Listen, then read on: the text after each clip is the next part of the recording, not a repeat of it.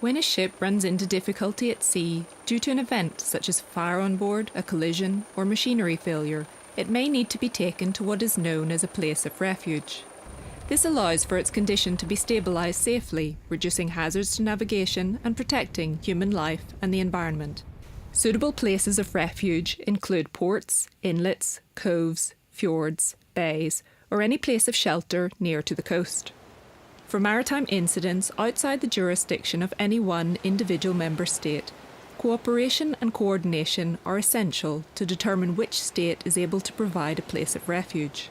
As each situation is different with many factors at play, not least the time factor, preparing for a worst-case scenario puts the authorities in a better position to deal with place of refuge issues effectively.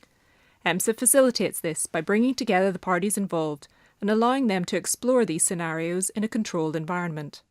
EMSA has organized several exercises on place of refuge, where participants were given an opportunity to deal with complex or fictitious scenario involving a vessel or vessels in distress and a place of refuge situation. It was in 2013 in the Netherlands, 2015 in Malta, and recently in September 2017 in Norway. Those exercises have become much anticipated events. EMSA, the European Commission, the Member States and the maritime industry have all dedicated their time and effort to shaping these exercises and thus contributing to maritime safety.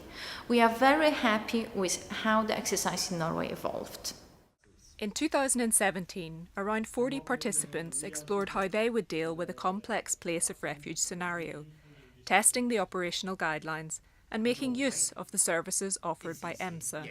The overall aim of the tabletop exercise is to make use of the services provided by EMSA to support member states when you have an incident with a place of refuge, to make use of the operational guidelines. The participants represented EU member states and EFTA countries, industry organisations covering salvage, class and insurance, the European Commission and, as hosts and joint organisers, the Norwegian Coastal Administration and EMSA. These tabletop exercises are really useful in this sense because we have people trained in the guidelines, and we also know what to expect from other member states and how they will react. And we have a more close relation with our neighbours dealing with situations on places of refuge, which allow us for a more effective response. During this exercise, participants faced a challenging yet credible scenario involving a collision between an oil tanker and a chemical tanker, 12 nautical miles from the Norwegian coastline. As the scenario unfolded, participants debated which place would be most suitable to accommodate the ship. Various factors ruled out Norway, not least the risk to public health, and the coordination was passed to Denmark. In the real event, when something does go wrong, then good communications early on can make the difference between success and failure. And that's where this forum works really well, I think. EMSA's various information sharing tools were on hand to help in the crucial decision-making process. The SafeSeaNet user interface gives access to vessel traffic information, such as ship positions, arrival and departure times, and importantly, details of hazardous goods on board. This could prove particularly useful when gathering all the information together at the beginning of an incident in order to make robust and informed decisions. In this case, as a liquefied gas carrier was involved, two of EMSA's chemical pollution-related tools could be used. The MAR ICE service, which gives member states 24/7 access to chemical expertise, including risk assessments on how certain chemicals can react in the water and the air, and the MAR CIS database, which offers concise information on substance-specific characteristics. In the scenario explored by participants, both ammonia and liquefied petroleum gas were involved. Not only did this pose a risk to local fish farms, but also to the health and safety of the local population.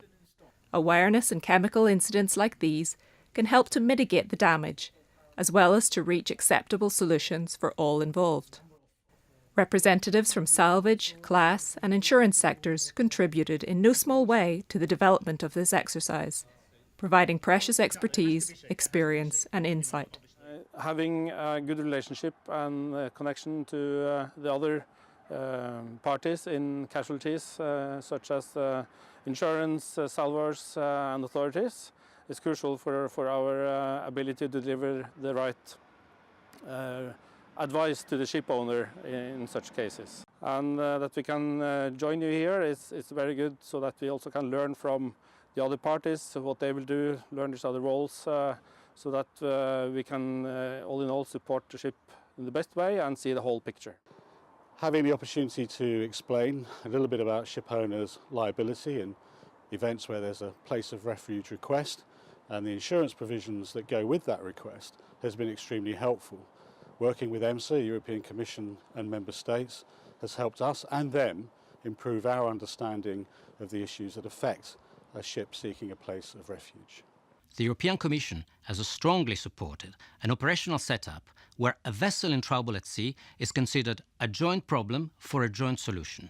This third exercise proved that Member States and industry stakeholders now have a robust and workable set of guidelines to use, and a coordinated response mechanism relying on transparent information exchange.